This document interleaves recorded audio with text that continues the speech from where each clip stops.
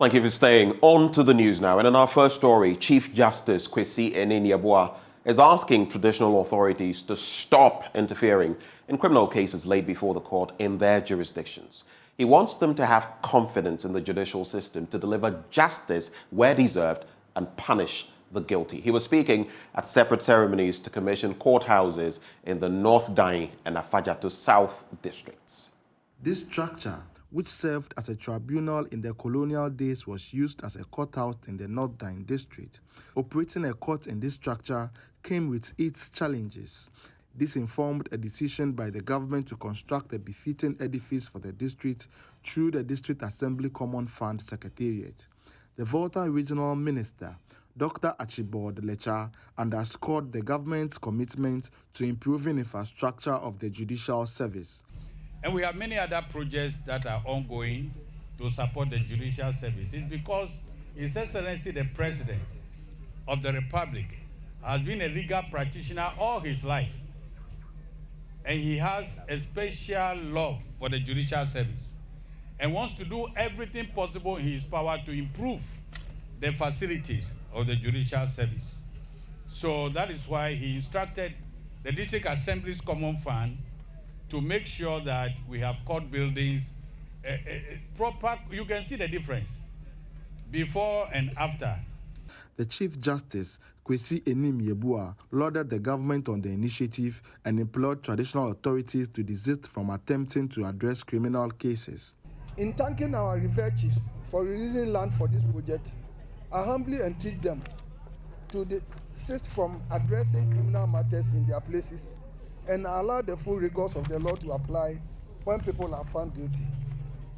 I also appeal to the elders in the society to resort to the court-connected alternative dispute resolution mechanism where necessary to improve the turnaround time of cases that come to the courts. The courts exist to serve our justice needs. Let us have confidence in the court process and make good use of the facilities put at our disposal. The North Dine District Chief Executive, Kujo Atta, underscored the benefits of the new courthouse. What I'm interested in is that I have a befitting structure in my district, and then people who are accessing or who want to access justice, fairness, will be able to grab that. That is all. What it also means is that, you see, there is a link, close link between law and development. And that's what I seek to achieve. People want to come and do businesses in your district, and they realize that there will be criminals. People want to do businesses, they think that they can be swindled. But when they know that you have the core system, then there is confidence in the system for them to do business. So there is this link between law and commercial viability, law and development, and that's what I seek to do. The Chief Justice and his team later commissioned the courthouse in the Afadjato South district situated at Vergolokwati. The district chief executive, Etonam Fulelu, said the provision of the courthouse will reduce expenses on litigation and help the assembly deal with defaulters of its bylaws. Looking at the pace at which we want to develop, we cannot leave the judiciary out of our developmental agenda. So this whole thing is just in line with our developmental agenda and to make sure that the judiciary is part of our agenda of growth in Afadjato South. Even our assembly would make very good use of them because you know our laws, when you are building, you need a building permit. If you don't, you are flouting the law. So we even need this court more than anything so that we can get our people to follow due process in doing things around. Magistrates' bungalows were also constructed and commissioned in both districts. Fred Kwame Asari, Joy News. Now, the campaigns ahead of the upcoming National Democratic Congress's parliamentary primaries in the Ebra Asibu Kwabankese constituency is heating up as a professor of physics at the University of Ghana, Professor Nanama Brown Klucher, takes on spokesperson for former President Mahama, Felix Kwatiofosu. It's a contest many have described as too close to call. In their last contest in 2019, Felix Kwatiofosu beats the professor in the primaries, but lost by 176 votes to the New Patriotic Party's candidate in the national elections. While Felix believes there's no need to change a candidate that almost won the national elections, Professor Klucher is of the belief that she knows their needs better than her contender. Richard Kwedunako now reports. The Abra Asibu Kwamankese constituency has fallen to the National Democratic Congress more than it has to the New Patriotic Party. Since 1992, the NDC has grabbed 5 out of the 8 contests that have been done. But the presence of the spokesperson for former President John Dramani Mahama has attracted huge interest. I made the first attempt and I came quite close. I lost by a measly 176 votes, which is mighty close. So if a candidate comes that close in an election, it only makes sense that you repeat that candidate. Felix Kwachiofosu speaks of why he is the best bet for the constituents. Because there's no point going to reinvent the wheel and starting from scratch. The amount of resources and effort that go into marketing a candidate from scratch is enormous. So we have done a chunk of the work in 2020, and therefore there's no need to burden ourselves with giving more work. We just need to do a little more to improve upon the fortunes that we took in 2024. And I am confident that this 10th attempt will offer a unique opportunity to the constituents and inhabitants of the Abra Sebu Kwamankese constituency to give me an opportunity to offer effective and efficient leadership and representation in Parliament, so that the most pressing concerns of this deprived constituency are brought to the front burner, so that immediate and urgent attention is paid, so that there will be an improvement in the developmental status of this constituency and the general well-being of the people of this constituency. In 2019, he burst onto the scene and beat Professor Nana Brown Kluche in a fiercely contested battle. Felix is coming up against a professor of physics, a huge towering figure in academia, and a grassroots person. I have contested him before, but the dynamics this year tilts in my favor. I know I'll win by a huge margin. Professor Nana Brown Kluche lost narrowly in the primaries in 2019 to Felix Kwachiofosu. She says she's lived in the constituency, knows the needs of the constituent better than the contender, and can better represent the people. Delegates na wabwe more ha obi a wahabia otwaba wabra Sebu Kwamankese wo he primaries na oraban nti the gathering in my house shows the kind of love the delegates have for me. Everyone here has a vote in the primaries. Once they have come here, I know they love me and they'll vote for Professor Nana Ama Brown Kluche. I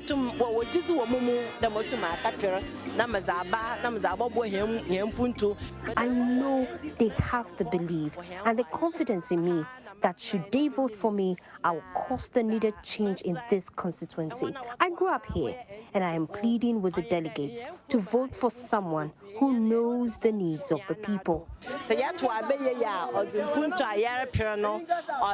Well, the upcoming primaries will determine whether Felix gets the nod to represent the NDC in the Abra Sebu Kwamankese constituency, or Professor Nana Brown Kluche will steal the show. Already, the two do not want to leave the constituency for anything, as they want to avoid surprises. They appear to be engaged in campaigns of their lives. Richard Virginia Akon, Joy News, Abra Sebu Kwamankese.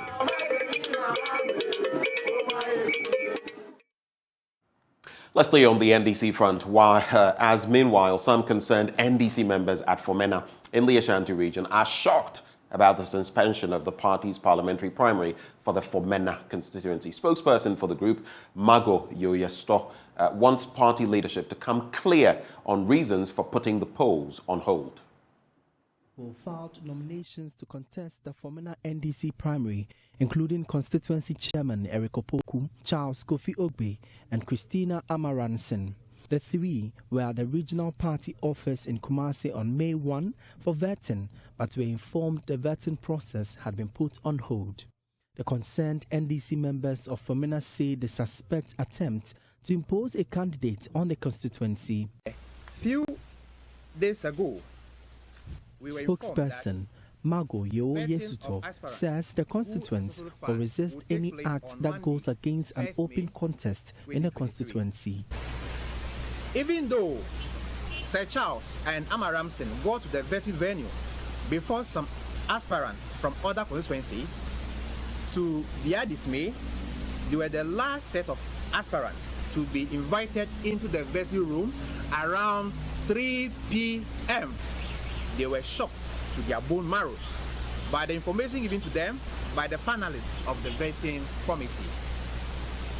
They were also told that there was an additional PC aspirant from Fomena whose identity the vetting committee claimed was not known to them, making the total number of aspirants who filed in Fomena 3. Please, can you confirm to us that it is true you have done a survey in Fomena constituency and the result has led to a preferred candidate whom you think is the best to win the Fomena seats? If the answer is yes, then we respectfully encourage the said personality to test his popularity in the upcoming primaries by allowing others to contest him. Honorable Joseph Sidin Ketia, our indefatigable national chairman, respectfully, what is the identity of the alleged preferred ghost parliamentary candidates you want to impose on Fomena constituency? For which reason you are frustrating the electoral process in our constituency? And finally, we want to know when the vetting of Fomena parliamentary aspirants is going to take place. In conclusion, we are calling on the national executives of the party as a matter of urgency to take the necessary steps to resolve the ongoing disturbances in Fomena constituency. If really winning election 2024 is our priority, they must ensure that an open, transparent, free and fair contest takes place in Fomena. Leadership of the party in the Ashanti region says the elections in some constituencies is on hold for strategic reasons. They want the aggrieved constituents to use party mechanisms to seek redress. Well, Asantehene Otumfuo Osei II is joining royalty from across the world for the coronation of King Charles III in the United Kingdom. Otumfuo and his spouse, Lady Julia, were received at Buckingham Palace, where they had a private audience with the king ahead of the coronation. Monarchical historian, teacher Safo Kantanka says the events in the UK will solidify the relations between the two kingdoms and countries. Nana Bwachi Adam has more in this report. The Asantehene departed Kumasi to the United Kingdom for the coronation of King Charles III on Wednesday. King Charles will be crowned alongside Camilla, Queen Consort, at a ceremony at Westminster Abbey conducted by the Archbishop of Canterbury. Royalty from around the world is expected to be in attendance, including the Asantehene Otumfuo Osei II and his wife, Lady Julia. Teacher Safo Kantanka, a cultural historian at the Menchia Palace, highlights the relationship between the Asante Kingdom and the United Kingdom. So, in the first place, both are kingdoms. But the relationship has been something of bitter and sweet. Bitter in the days when the Ashantis were fighting seriously against the British. It is believed that they have fought the British for well over 100 years.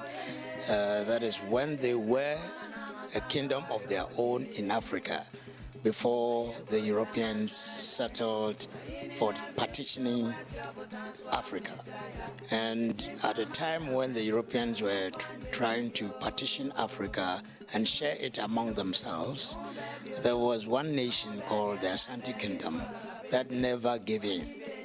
And they fought a number of wars with the British, in some cases even defeated the British. It is believed they fought the British. 7 major wars was fought between the Ashantis and the British, of which the Ashantis won 3 and the British 4. Even the 4, the Ashantis believe that the last one, which was the Asantewaa War, was still won by the Ashantis, because the aim of the war was for the British to capture the Golden Stool, which they were unable to capture, although they defeated the Ashantis in the battle or in the war. But the very aim of the war went in favor of the Ashantis, because the British never got the Golden Stool. According to teacher Kantanka, the relationship between both kingdoms improved after several decades of war. I think so, because when somebody has given you a tough time, even if you win, you tend to respect that person. So the respect given to the Ashantis, it's somehow due to the very tough time they gave the British. Ashanti history has been woven into the British one, and vice versa. So you cannot mention the British Kingdom's history without Ashanti coming in. And you cannot mention Ashanti Kingdom's history without Britain coming in. So anytime they go back to their books, they are reminded that there is a nation which has been bounded to them for very many years, in which case every invitation they decide to give to people, they include the Ashanti people. The Asantehine's representation at the coronation of King Charles is to solidify the bilateral relations of both kingdoms. Whatever is going to take place there is taking place for the benefit of Ghana, led by the Ashanti King. So finally, the Asantehene Otumfuo Osei-Tutu II and his spouse, Lady Julia, arrived at the Buckingham Palace.